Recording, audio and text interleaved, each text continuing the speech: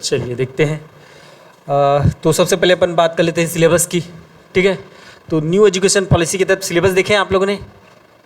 Syllabus आपने देखे हैं कि नहीं देखे हैं? फिजिक्स का कौन से राइटर का बुक लिए हैं? दिखाओ।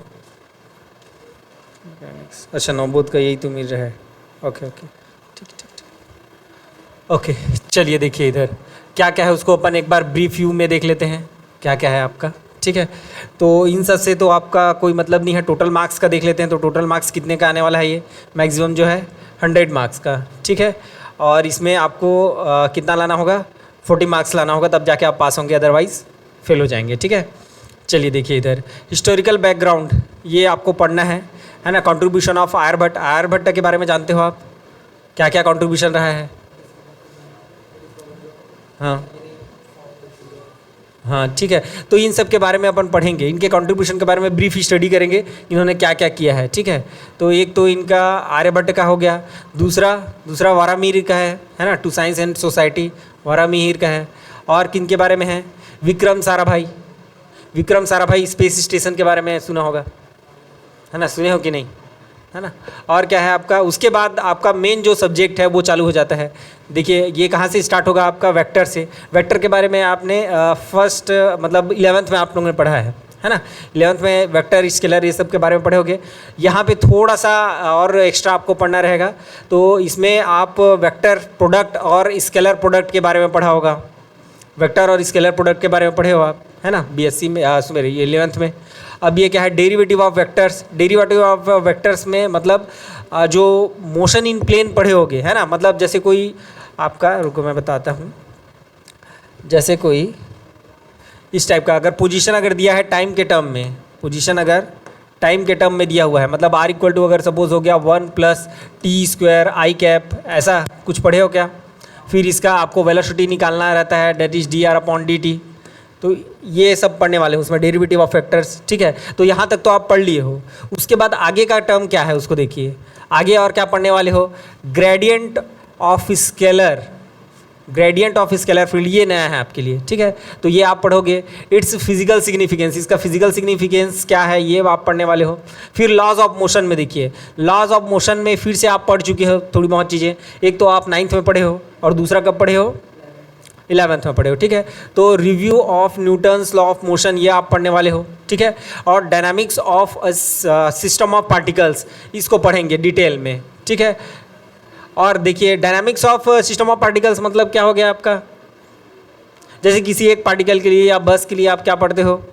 काइनेमेटिक्स आप पढ़े हो क्या पहले, है ना? काइनेमेटिक्स पढ़े हो कि इसका वेलोसिटी क्या होगा, इसका एक्सेलरेशन क्या होगा, तो उसको हम सिस्टम ऑफ पार्टिकल के लिए पढ़ने वाले हैं। ठीक है, नेक्स्ट क्या है आपका? Concept of centre of mass, इसको भी आप 11th में पढ़ चुके हो। ठीक है, और क्या है फिर? Motion of centre of mass हो गया, conservation of linear momentum, motion of rocket, ये सब आप पढ़ने वाले हो। ठीक है, जो आप पहले से पढ़ चुके हो, थोड़ा सा अपग्रेडेड वर्जन रहेगा बट आप उसको पहले से पढ़ चुके हो। ठीक है, देन वर्क एंड एनर्जी आ गया आपका, ये भी आप कर चुके हो क्या पहले? वर्क एंड एनर्जी पढ़ चुके हो। ठीक है, तो work energy theorem for conservative forces, force as a gradient of potential energy. ठीक है, ये थोड़ा सा एक्स्ट्रा रहेगा, यहाँ तक तो आप पढ़ चुके हो। ठीक है, वर्क एनर्जी थ्योरम वगैरह आप पढ़ ली हो पहले से। उसके बाद यहाँ पे ग्रेडियंट ऑफ पोटेंशियल एनर्जी, है ना? वो फोर्स एज अ फोर्स जो होता है उसको ग्रेडियंट ऑफ पोटेंशियल एनर्जी के टर्म्स में हम लिख सकते हैं, तो उसके बारे में हम देखेंगे। और आगे क्या है आपका? Conservation of energy. आगे क्या रहेगा आपका? कंजर्वेशन ऑफ एनर्जी और elastic and in elastic collision, तो इस पे बेस्ड हम बहुत सारे प्रॉब्लम्स देखेंगे, है ना? इस पे तो थ्योरी तो आपको पढ़ना ही है और साथ ही साथ हम प्रॉब्लम्स भी देखने वाले हैं यहाँ पे। ठीक, चलिए देखते हैं सेकेंड यूनिट में क्या है आपका।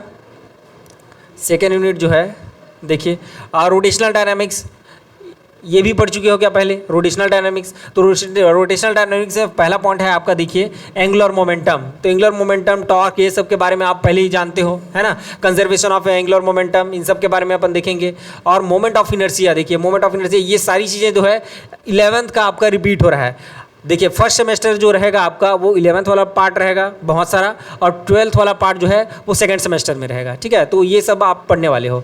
आगे क्या रहेगा देखिए, ये पूरे यूनिट को ये उठा के दे दिया है। Theorem of parallel and perpendicular axis theorem, calculation of moment of inertia, है ना, ये डिस्क्रीट और कंटिन्यूस ऑब्जेक्ट के लिए, ठीक है। और इसमें देखिए ये रेक्टेंगुलर लैमिना, इन सब के लिए आप निकाल के देखे थे कि नहीं देखे थे उस टाइम, देखे थे, है ना, आप पढ़े रहोगे। डिस्क के लिए, सॉलिड के लिए, सिलेंडर के लिए, है ना, और सॉलिड स्फीयर के लिए, इन सब के लिए हम पहले भी निकाल के देख चुके हैं। तो वही सारी चीज़ें यहाँ पे रिपीट होने वाली हैं, ठीक है। देन नेक्स्ट है क्या है आपका इलास्टिसिटी, ये भी पढ़ चुके हो क्या, स्ट्रेस एंड स्ट्रेस कर्व, ये सब पढ़े हुए हो पहले से। आगे क्या है आपका पॉइसन रेशियो, ये पॉइसन रेशियो जानते हो, नहीं जानते हो तो ये थोड़ा एक्स्ट्रा हो जाएगा यहाँ पे। रिलेशनशिप बिटवीन वेरियस, ये सब पूरे modular, young modulus, bulk modulus, ये सब पढ़े हुए हो पहले से, है ना, तो वो सारी चीज़ें फिर से रिपीट होंगी। और आगे क्या है आपका देखिए डायनामिक्स में आपका फ्लोज ऑफ फ्लूइड, और ये सब भी पढ़े हुए हो, है ना, coefficient of viscosity, derivation of positive formula, है ना, और ये क्या हो गया आपका motion of spherical body falling in viscous fluid, और ये क्या हो गया आपका स्टोक्स लॉ और एक्सप्रेशन फॉर टर्मिनल वेलोसिटी, ठीक है। तो ये सारी चीज़ें जो है 11th की हैं। फिर से देखिए नेक्स्ट क्या आ गया आपका, नेक्स्ट आ गया आपका ग्रेविटेशन, ग्रेविटेशन भी पढ़े पहले से, है ना, क्या क्या है देखिए ग्रेविटेशन में, न्यूटन्स लॉ ऑफ ग्रेविटेशन से ये चालू होगा। उसके बाद हम कहाँ जाएंगे, motion of a particle in central force field, ठीक है। फिर आगे आपका आ जाएगा एंगुलर मोमेंटम इज कंजर्व्ड, है ना, मतलब Kepler's first law, second law, third law, वो तो पढ़ेंगे ही, और उसके साथ साथ उसका डेरिवेशन भी करेंगे, मतलब कैसे होता है प्रूफ उसको करेंगे यहाँ पे, है ना। फिर ये सैटेलाइट के बारे में है, satellite in circular orbit applications और जियोसिंक्रोनस सैटेलाइट और जियोसिंक्रोनस ऑर्बिट्स के बारे में, ठीक है। देन आगे क्या है आपका ऑसिलेशन, देखिए ओवरऑल 1, 2 और 3rd यूनिट जो है ये आपका पूरा 11th का पार्ट देने वाला है, ठीक है। तो यहाँ पे देखिए ये क्या है आपका, कहाँ से स्टार्ट हुआ है, सिंपल हार्मोनिक मोशन से स्टार्ट हुआ है। फिर differential equation of simple harmonic motion हो गया आपका, और उसका सॉल्यूशन देखने वाले हैं। पहले शायद सॉल्यूशन नहीं देखे थे, तो अब उसका सॉल्यूशन जो है ऐड हो गया, तो थोड़ा सा एक्सटेंडेड वर्जन रहेगा बस, ठीक है। देन क्या है आपका, ये तो आप पढ़ी हो, आपका काइनेटिक एनर्जी और पोटेंशियल एनर्जी, ये तो देखे ही थे, ठीक है। आगे क्या है आपका टोटल एनर्जी और देयर टाइम एवरेज, ये सब आप पढ़ने वाले हो उसमें। कंपाउंड पेंडुलम, इसके बारे में आप शायद नहीं जान रहे हो, ठीक है। तो कंपाउंड पेंडुलम और इसका डिफरेंशियल इक्वेशन देखेंगे, और differential equation of damped oscillation and forced oscillation, ये सब आप जो है करने वाले हो। कॉन्सेप्चुअली बोल रहा है, तो कॉन्सेप्चुअली देखना है कि एक्चुअल में होता क्या है। और पहले जो था एनईपी से पहले जो है, तो उसमें कंप्लीट डेरिवेशन पढ़ते थे, है ना, पूरा कंप्लीट उसमें डेरिवेशन आता था, वो लंबा लंबा बहुत ज़्यादा डेरिवेशन रहता था। अब देखिए सबसे ज़्यादा इम्पॉर्टेंट जो है वो आपको आगे जो बहुत काम आने वाला है वो है आपका, अगर फिजिक्स की फील्ड में अगर रह रहे हो तो सबसे ज़्यादा काम आने वाला है आपका यूनिट नंबर 4, ठीक है। तो यूनिट नंबर 4 में क्या है आपका स्पेशल थ्योरी ऑफ रिलेटिविटी।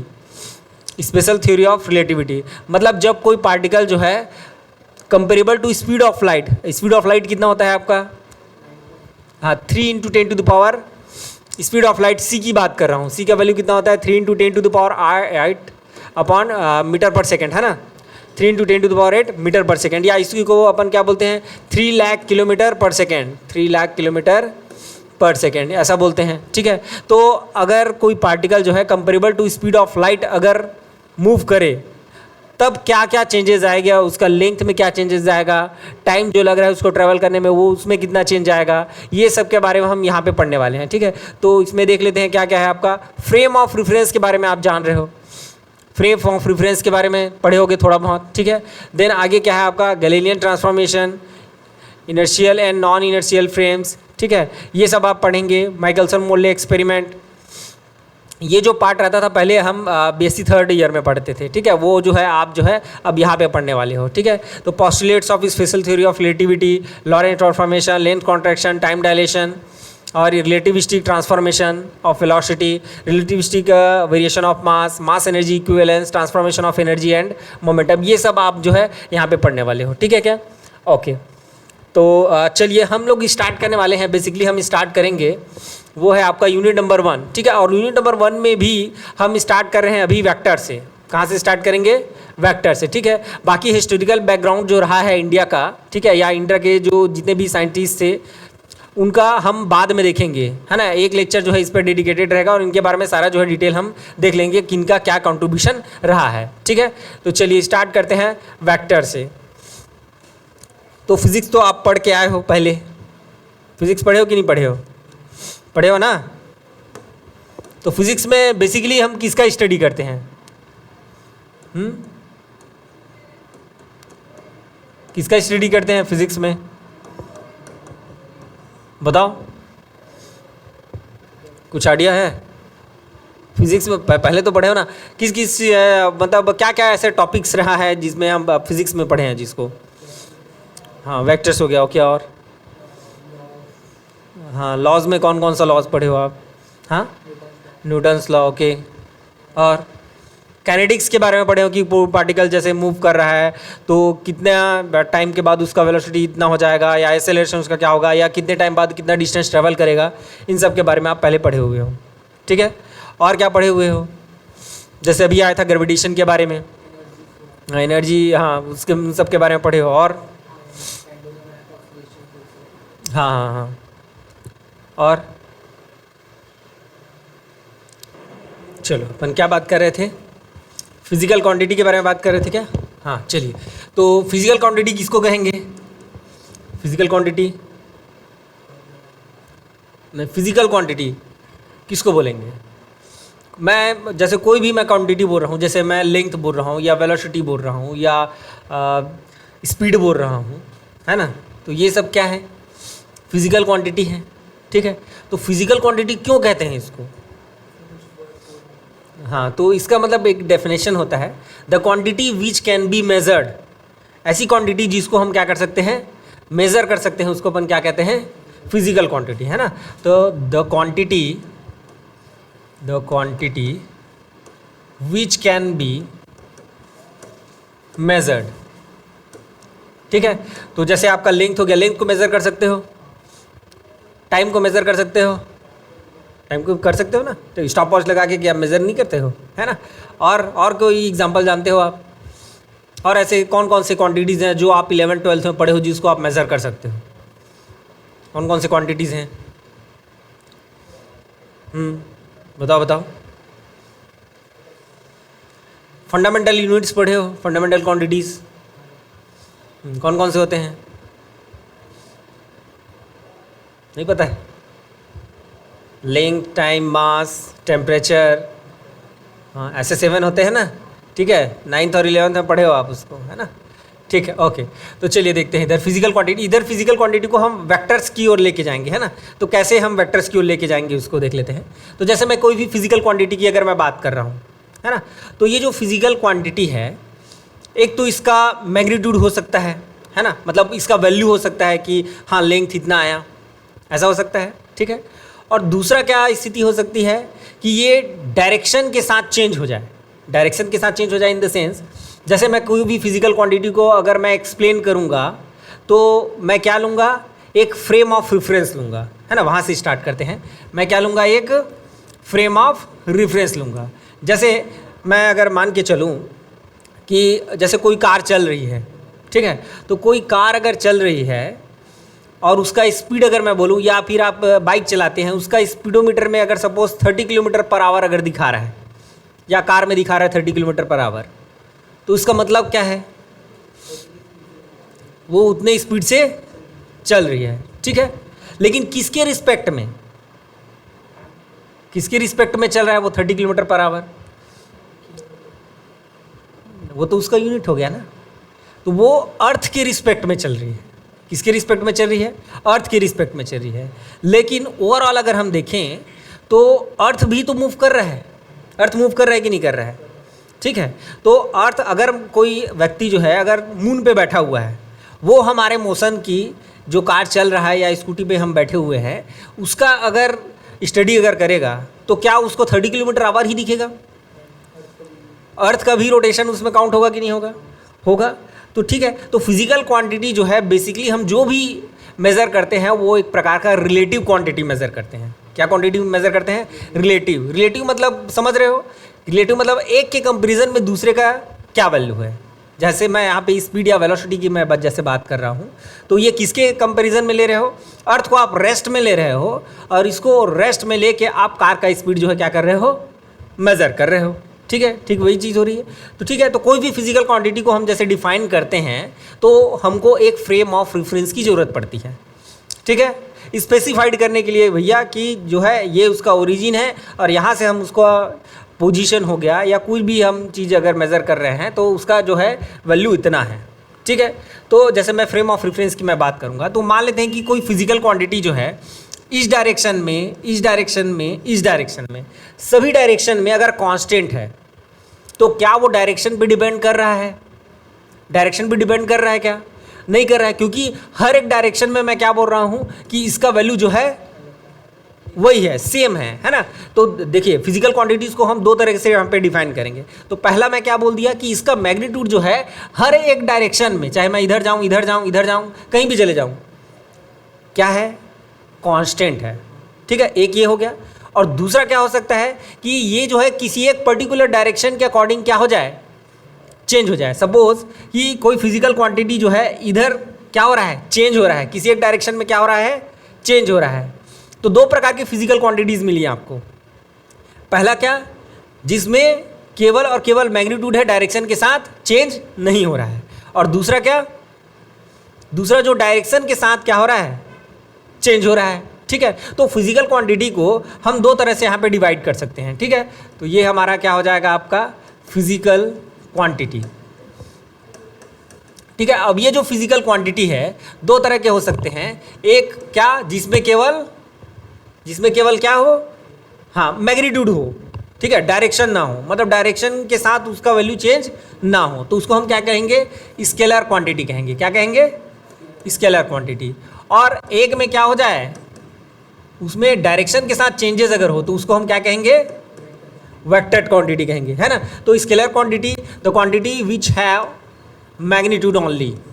क्या है? केवल इसमें मैग्नीट्यूड है।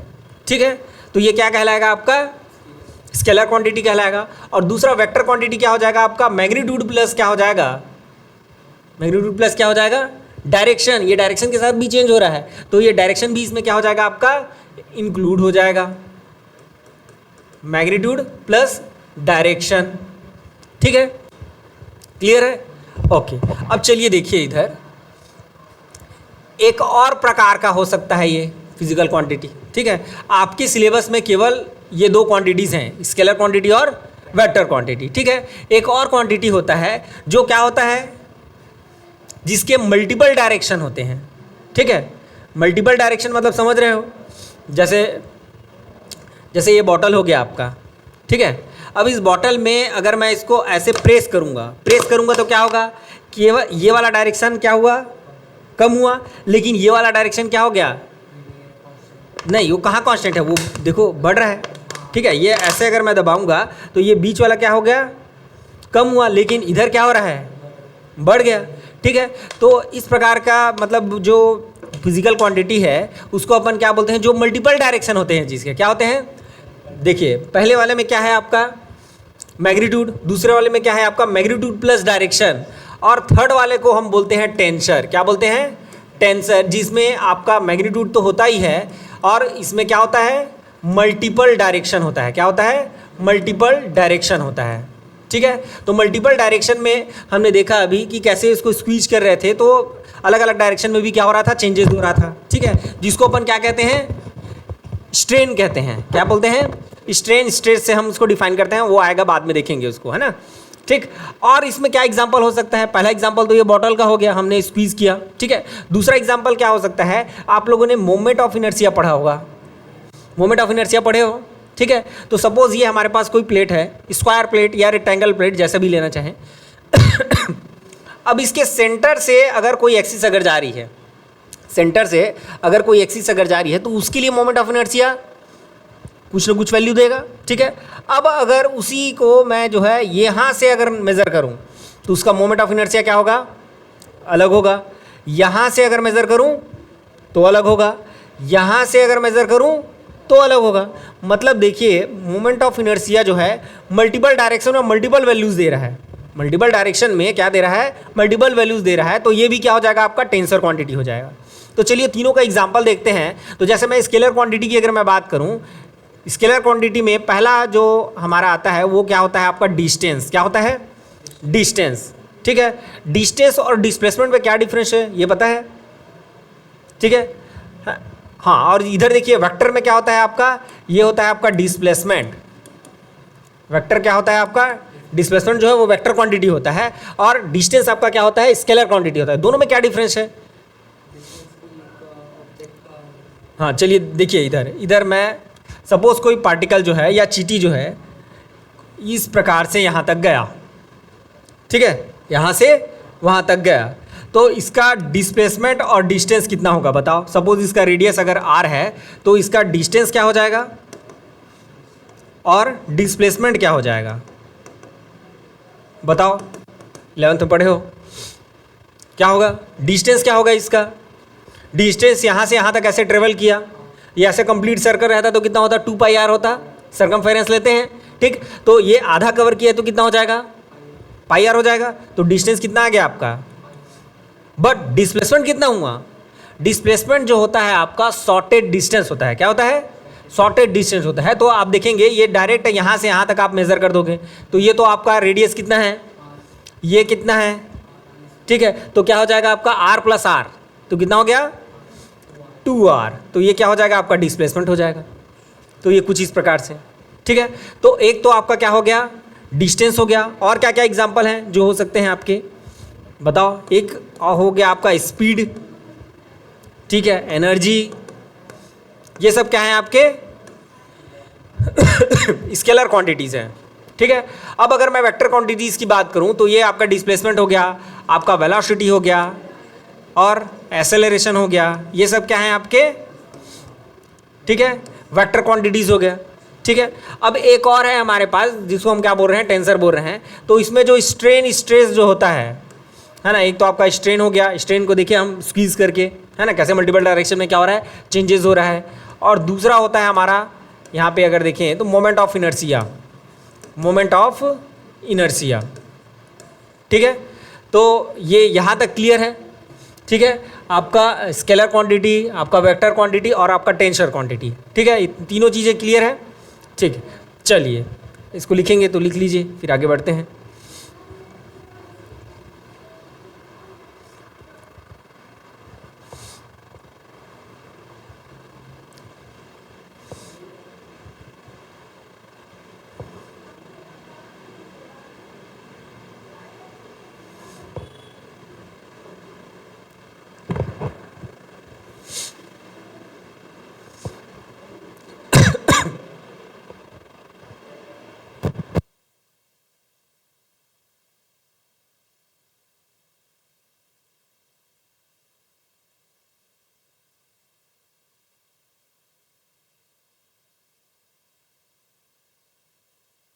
चलिए आगे देखते हैं रिप्रेजेंटेशन ऑफ अ वेक्टर।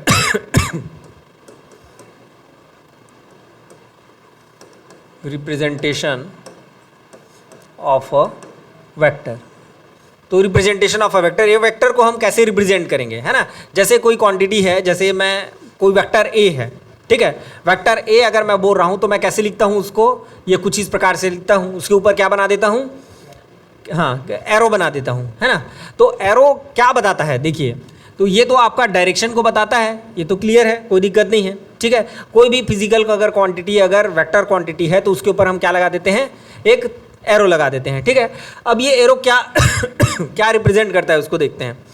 तो जैसे मैं दो एरो बनाया हुआ हूँ, एक छोटा और एक बड़ा, तो इसका क्या मतलब होगा, देखिए दोनों जो है वेक्टर क्वांटिटी है, ऐसा नहीं है कि वेक्टर क्वांटिटी नहीं है, ठीक है, दोनों क्या हैं आपके वेक्टर क्वांटिटी हैं। बट इसमें चार्जिंग लगाने दे यार मेरे को, साथ साथ मैं रिकॉर्ड भी कर दे रहा हूँ। बताओ उसके बारे में सोचो।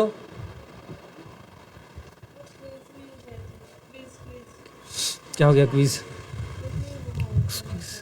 क्या बन रहा इधर, झागदा की बिल्कुल मत करना। हाँ बैग देना, उसमें चार्जर मेरे, उंगली में उधर तो और कुछ नहीं है।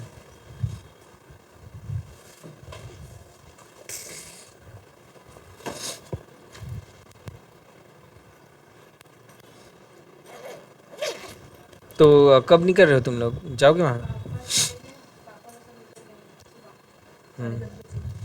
तो बाद में जाएगी।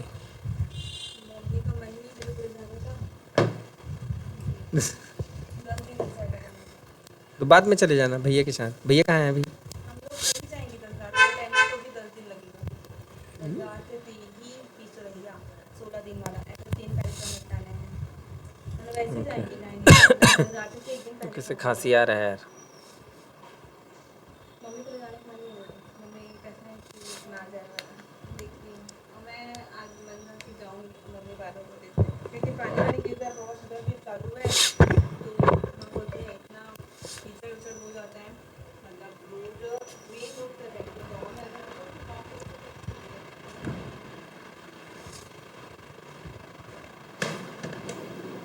केमिस्ट्री वाली मैडम तो आज नहीं आई हैं, तो उसका डेमो नहीं हो पाएगा आपको, है ना।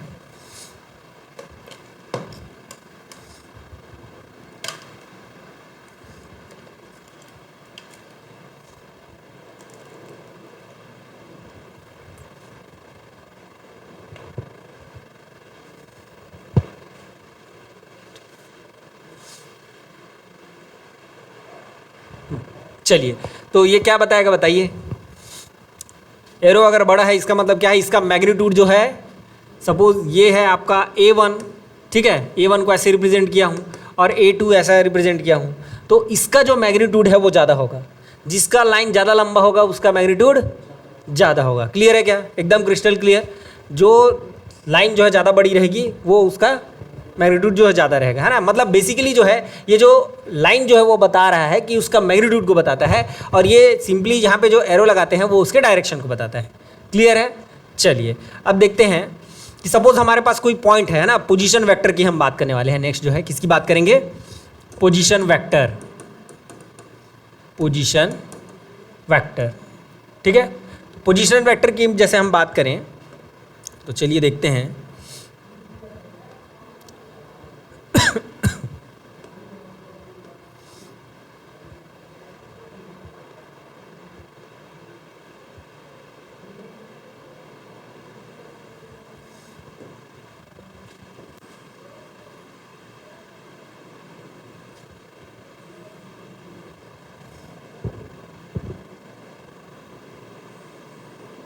सपोज हमारे पास कोई पार्टिकल है यहाँ पे, that is particle point P, है ना, कोई पॉइंट P है, ठीक है, और इसके कोऑर्डिनेट जो है वो क्या है आपके x y z हैं। क्या है? x y z है। इसका मतलब क्या हो गया? इसका मतलब क्या हो जाएगा आपका x y, और ये क्या हो जाएगा आपका z एक्सिस, ठीक है। इसका मतलब क्या हो जाएगा कि ये जो है पॉइंट जो है ना, जैसे ये आपका क्या हो जाएगा 1 2 3, ये 3 एक्सिस हो गए, या फिर यहाँ से देख लीजिए ये 3 एक्सिस हो गए हैं आपके, और ये जो पॉइंट P है वो क्या है? हवा में है। कहाँ पे है? हवा में है। तो इसका x एक्सिस से उसका डिस्टेंस कितना है? x है। y से कितना है? y है। और z से कितना है आपका? z है, ठीक है। और ये हमारा क्या है? ओरिजिन है, दैट इज़ O, और इसके कोऑर्डिनेट जो है क्या है हमारे 0 0 0 है, ठीक है। तो ये जो वेक्टर जो होगा, ये जो वेक्टर जो होगा आपका दैट इज OP बार। सो क्या बोलेंगे? OP बार, ठीक है। ये जो वेक्टर जो होगा उसको हम क्या बोलेंगे? Position vector. क्या बोलेंगे? Position vector. और पोजीशन वेक्टर को हम कैसे रिप्रेजेंट करेंगे? देखिए आपका ये आपका फाइनल है ना, यहाँ से आप यहाँ जा रहे हो तो ये फाइनल हो गया, तो कैसे निकालेंगे इसको? x minus 0i plus y minus 0j और प्लस z माइनस 0k, ये कुछ इस प्रकार से। तो आपका पोजीशन वेक्टर क्या मिलेगा? That is xi cap yj cap plus क्या हो जाएगा आपका zk कैप। ये आपका पोजीशन वेक्टर r बार हो गया, ये कुछ इस प्रकार से, ठीक है। ओके, ठीक। अब यहाँ पे इंपॉर्टेंट चीज़ ये है कि यहाँ पे i j k क्या है, ठीक है। i j k क्या है? तो i j where i j and k, ठीक है, are unit vectors along x y and z axis. X y z axis के अलॉन्ग क्या है? यूनिट वेक्टर्स हैं, जो क्या बताते हैं कि एक्स डायरेक्शन में है। ये जो एक्स जो है मैग्नीट्यूड वो एक्स डायरेक्शन में है, और वाई डायरेक्शन में कितना है आपका? वाई मैग्नीट्यूड है, और जेड डायरेक्शन में कितना मैग्नीट्यूड है? जेड। ये क्लियर है क्या? यहाँ तक एकदम क्रिस्टल क्लियर है। चलिए अब आगे देखते हैं, और इसके बारे में यूनिट वेक्टर्स के बारे में और देखेंगे हम, है ना, थोड़ी देर में देखेंगे। नेक्स्ट है आपका डिस्प्लेसमेंट वेक्टर। नेक्स्ट है आपका डिस्प्लेसमेंट वेक्टर। तो ये डिस्प्लेसमेंट वेक्टर क्या होता है उसको देखिए। तो सपोज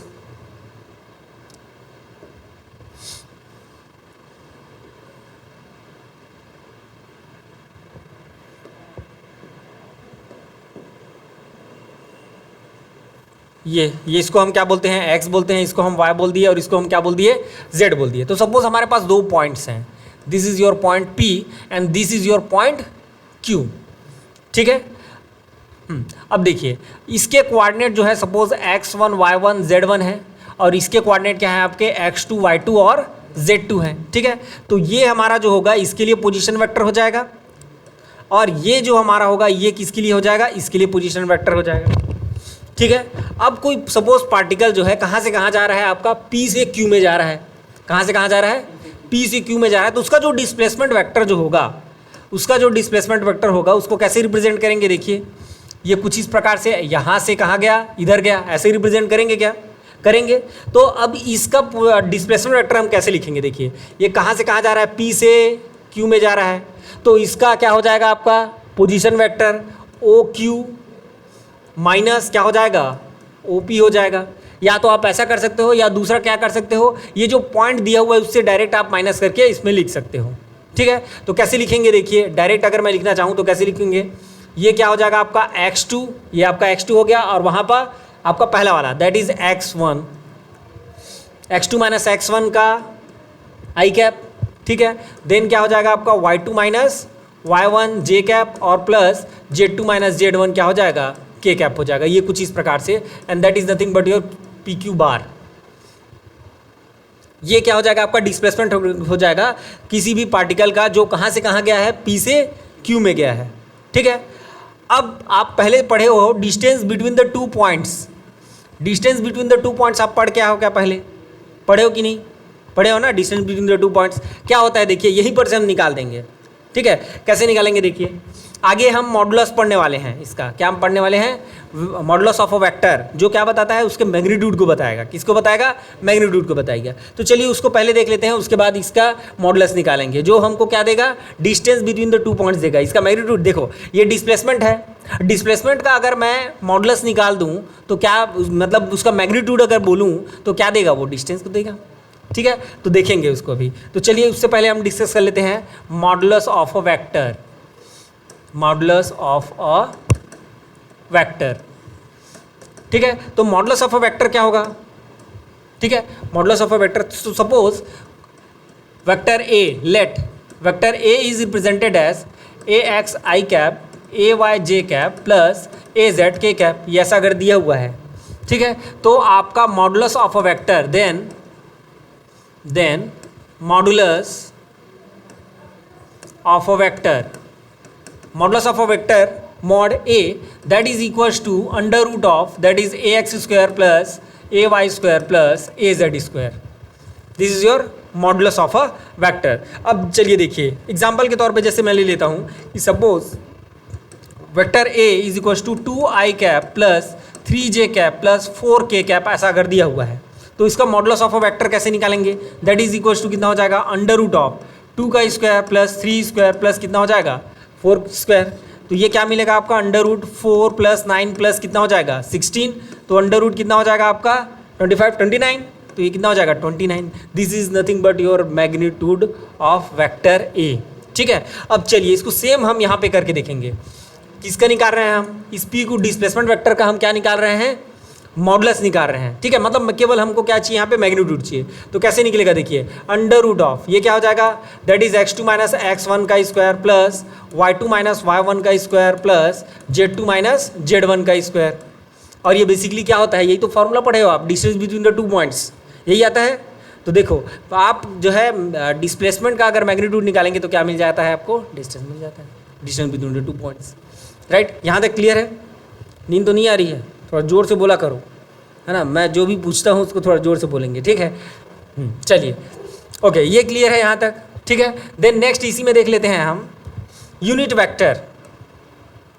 नेक्स्ट क्या, यूनिट वेक्टर, यूनिट वेक्टर, ठीक है। अब ये यूनिट वेक्टर क्या होता है, ये किसी प्रकार का वेक्टर होता है या क्या होता है, देखिए चलिए उसमें देखते हैं। तो जैसे हमारे पास जो कोई भी वेक्टर हम डिफाइन करते हैं, हमने कोई भी वेक्टर डिफाइन किया, suppose A bar is a vector, ठीक है। तो ए बार जैसे मैं वेक्टर बोल रहा हूँ तो इसमें क्या क्या है आपका मैग्नीट्यूड है, मैग्नीट्यूड है, और प्लस साथ ही साथ इसमें क्या इंक्लूडेड है, डायरेक्शन है ना, क्या है, मैग्नीट्यूड भी है और इसमें डायरेक्शन भी है, मैग्नीट्यूड और डायरेक्शन को मिला के ये वेक्टर बना हुआ है, ठीक है। तो यूनिट वेक्टर बेसिकली क्या होता है, हम यूनिट वेक्टर डिफाइन करते हैं, that is a is goes to, a में नोटेशन में डालूंगा अभी, है ना, यूनिट वेक्टर जो है, तो ये क्या होता है, केवल और केवल डायरेक्शन को शो करता है। डायरेक्शन को कैसे शो करेगा, देखिए ये किसको बताता है, ए कैप से हम इसको रिप्रेजेंट करते हैं, और ये क्या बताएगा, हमको केवल डायरेक्शन बताएगा। तो डायरेक्शन को कैसे बताएगा, जब हम उसमें से क्या कर देंगे, मैग्नीट्यूड को निकाल देंगे। तो मैग्नीट्यूड को निकालेंगे कैसे, ये तो हमारा वेक्टर ए में क्या है आपका, मैग्नीट्यूड और डायरेक्शन है। अब उस मैग्नीट्यूड को निकालना है तो हम मॉडुलस ऑफ अ वेक्टर से उसको क्या कर देंगे, डिवाइड कर देंगे कुछ इस प्रकार से, ठीक है। अब क्या बचा उसके पास, केवल डायरेक्शन बचा। तो यूनिट वेक्टर किसको रिप्रेजेंट करेगा, वे वेक्टर के केवल डायरेक्शन को रिप्रेजेंट करेगा। क्लियर है क्या, यहाँ तक एकदम क्रिस्टल क्लियर है। चलिए, तो ये हो गया आपका, ठीक। अब चलिए लिख के देखते हैं कि सपोज हमारे पास कोई वेक्टर ए है, that is A1 x cap, इसको एक्स कैप से भी डिनोट कर सकते हैं। जो I cap, J cap, K cap हमने कहा, उसको हम x cap plus A2 y cap plus A3 z cap, ऐसा भी हम डिनोट कर सकते हैं, राइट। तो इसका जब मैं मॉडुलस लूँगा तो ये कितना हो जाएगा आपका, that is under root of A1 square plus A2 square plus A3 square, ये कुछ इस प्रकार से, ठीक है। तो मैं यहाँ पे अगर मैं यूनिट वेक्टर लिखाऊंगा वो क्या हो जाएगा आपका, ये ऐसा होगा।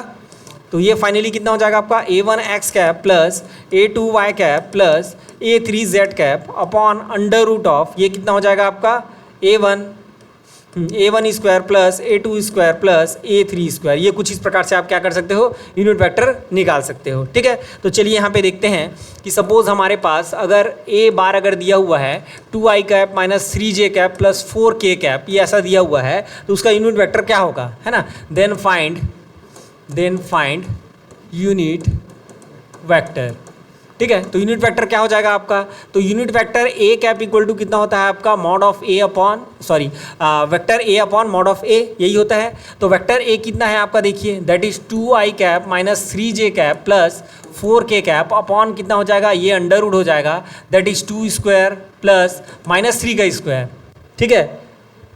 ये आपको साइन के साथ लेना रहेगा उसको, है ना। और ये कितना हो जाएगा, 4 का स्क्वायर, तो ये कितना आ जाएगा, 2i cap minus 3j cap plus 4k cap, और अंडर रूट कितना हो जाएगा आपका, 4 प्लस 9 प्लस कितना हो जाएगा, 16 हो जाएगा। तो ये फिर से 29 हो जाएगा, और ये क्या आ जाएगा आपका, 2i cap minus 3j cap plus 4k cap हो जाएगा, कुछ इस प्रकार से। यहाँ तक क्लियर है क्या, ठीक है। तो चलिए यहाँ तक लिखिए, फिर यहाँ तक लिखिए, कहाँ से स्टार्ट करेंगे आप, यहीं से, चलिए यहाँ से लिखिए।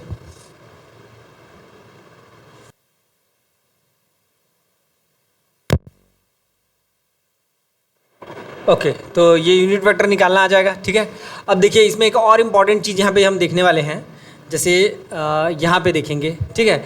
ये जो हमारा जो यूनिट वेक्टर है वो कुछ इस प्रकार से अगर मिला हुआ था, ठीक है। अब इस यूनिट वेक्टर का मैं एक बार और यूनिट वेक्टर निकाल दूँ तब क्या होगा, ठीक है। यूनिट वेक्टर का एक बार और मैं मॉडुलस निकाल दूं, है ना, यूनिट वेक्टर नहीं मॉडुलस निकाल दूं, तब क्या होगा, देखिए यहीं पे कर दें। तो हमारा जो यूनिट वेक्टर है वो आया है आपका A1 एक्स कैप लिए थे क्या, है ना, और A2 y cap plus A3 z cap upon under root of A1 square plus A2 square plus A3 square, ये हो गया। अब इसका एक बार मैं मॉडुलस ले लूँ तब क्या होगा, देखिए, ठीक है। इसका मॉडुलस ले लेंगे तो क्या हो जाएगा, ये जो ऊपर वाला है इसका मैग्नीट्यूड आ जाएगा, वेक्टर की जगह मॉडुलस लेते हैं तो क्या आता है, उसका मैग्नीट्यूड आता है। तो ये कितना हो जाएगा, ऊपर वाला आपका A1 square plus A2 square plus A3 square, और नीचे भी क्या है आपका A1 square plus A2 square plus A3 square, ऐसा है। और दोनों मिल के क्या हो जाएंगे, कैंसल, और कैंसिल हो गए तो क्या मिल जाएगा, 1 हो जाएगा। इसका मतलब क्या है, किसी भी यूनिट वेक्टर का आप मॉडुलस निकालोगे तो क्या मिलेगा, 1 मिलेगा, है ना। तो modulus of a unit vector, modulus of a unit vector is always unity, क्या देगा, 1 देगा, ऑलवेज यूनिटी। यहाँ से जितने भी आपके कॉम्पिटिटिव एग्जाम होते हैं, है ना, जैसे आप बीएससी कर रहे हो, अगर आपका मन होगा कि मैं आईआईटी से एमएससी करूं या किसी सेंट्रल यूनिवर्सिटी से एमएससी करूं या एनआईटी से एमएससी करूं, तो उसके लिए एग्ज़ाम होता है जैम का, joint admission test for MSc, ठीक है। तो उसमें जो क्वेश्चन आते हैं यहाँ से बेस्ट बिग क्वेश्चन आते हैं। तो जितना भी हम लोग जो सिलेबस देखने वाले हैं, इसी पे बेस्ड सिलेबस, जो भी सिलेबस है आप लोग का, तो सिलेबस के अकॉर्डिंग जो न्यूमेरिकल क्वेश्चन है या जो कॉन्सेप्ट है जहाँ से क्वेश्चन बन सकते हैं या जैम के एग्जाम में पूछे जाते हैं, उस टाइप का प्रिपरेशन मैं आप लोग को कराऊंगा, ठीक है। ओके, तो यहाँ पे देखिए, चलिए इस पे एक क्वेश्चन कर लेते हैं, है ना। Let vector A is equal to 3i plus 2j minus 4k, यहाँ पे ए ले लेते हैं, चलो, है ना, या फिर इसको थोड़ा सा चेंज कर देते हैं। चलिए थोड़ा सा इसको मैं चेंज कर देता हूँ, इसको मैं ले लेता हूँ पी के कैप, ये ऐसा कुछ इस प्रकार से। Let this is a unit vector, ये क्या है आपका unit vector. Then find value of P का क्या करना है, वैल्यू फाइंड करना है। पहले क्या बोल दिया है कि ये यूनिट वेक्टर है, यूनिट वेक्टर है, इसका मतलब क्या होगा आपका, यूनिट वेक्टर है, इसका मतलब क्या होगा, यूनिट वेक्टर है, इसका मतलब इसका मॉड का वैल्यू कितना होगा, 1 होगा। ये क्लियर है क्या, मॉड का वैल्यू कितना होना चाहिए आपका, 1 होना चाहिए, ठीक है। तो क्या हो जाएगा, देखिए इधर ए बार इक्वल टू क्या दिया है हमको, that is 3i cap plus 2j cap plus minus P के कैप, ये क्या है आपका माइनस है ना, ये कुछ इस प्रकार से, ठीक है। अब इसका मैं क्या निकालूंगा, मॉड निकाल दूंगा पहले तो मॉड निकालूंगा तो कितना हो जाएगा आपका 3 square plus 2 square plus minus P का स्क्वायर, तो ये क्या हो जाएगा अंडर रूट ऑफ क्या हो जाएगा आपका 9 प्लस 4 प्लस पी स्क्वायर, या ये कितना हो जाएगा आपका, that is 13 plus P square. ये क्लियर है क्या, मॉड ऑफ ए आपको कितना मिल गया। अब मैं क्या निकालूंगा, ए कैप, ये निकालने वाला हूं ना मैं, क्या निकालने वाला हूं मैं, ए कैप कैसे निकालूंगा, देखिए बताइए। हाँ, इसकी देखिए, अब ये जो मॉडुलस, ये पहले ही क्या बोला है कि ये यूनिट वेक्टर है, इसका मॉडुलस क्या होगा, 1 के बराबर होगा, तो ये डायरेक्ट किसके बराबर हो जाएगा। क्लियर है क्या, ये कैसे आया, ठीक है। अब क्या कर दूंगा, इसका स्क्वायर कर दो, क्या कर दोगे, स्क्वायरिंग बोथ साइड, तो क्या हो जाएगा, ये हो जाएगा आपका, ये 13 plus P square equal to कितना हो जाएगा 1, then P square equal to कितना हो जाएगा 1 माइनस 13, तो ये पी स्क्वायर इक्वल टू कितना हो जाएगा -12, यानी कि पी इक्वल टू कितना हो जाएगा आई अंडर रूट 12, ये ऐसा होता है। आई स्क्वायर का वैल्यू कितना होता है, -1 होता है, ठीक है ना। तो ये कुछ इस प्रकार से आपका पी का वैल्यू आ जाएगा। क्लियर है क्या, एकदम क्रिस्टल क्लियर है। तो मॉडुलस ऑफ अ वेक्टर आप क्या कर लोगे, यहाँ पर निकाल लोगे, ठीक है, क्लियर है। तो चलो इसको कर लो, यहीं से चालू करोगे ना, इसको करो।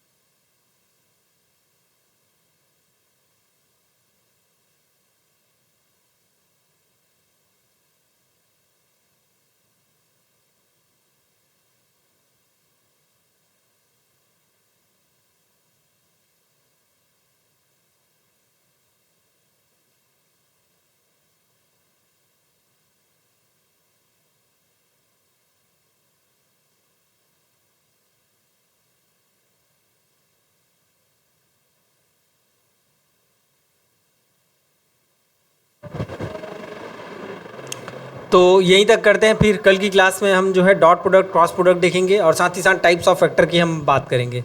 ठीक है, यहाँ तक क्लियर है ना? सब हो जाएगा। जैसे यूनिट वेक्टर कुछ इस प्रकार से अगर क्वेश्चन अगर आता है तो उस टाइप के क्वेश्चन को सॉल्व कर लोगे। ठीक है, तो हमारा जो प्रिपरेशन जो रहेगा वो किसी कॉम्पिटिटिव एग्जाम के बेसिस पे ही हम तैयारी करने वाले हैं, उससे बेस्ड क्वेश्चन अपन कराएंगे और साथ ही साथ असाइनमेंट वगैरह भी मिलेगा आपको, है ना। जितने भी हम सिलेबस जो कवर करेंगे सारा चीज़ जो इसमें रहेगा। ठीक है, तो आज की क्लास को यहीं तक करते हैं, फिर कल देखते हैं। ठीक है, कल केमिस्ट्री में आप डेमो देखेंगे, है ना।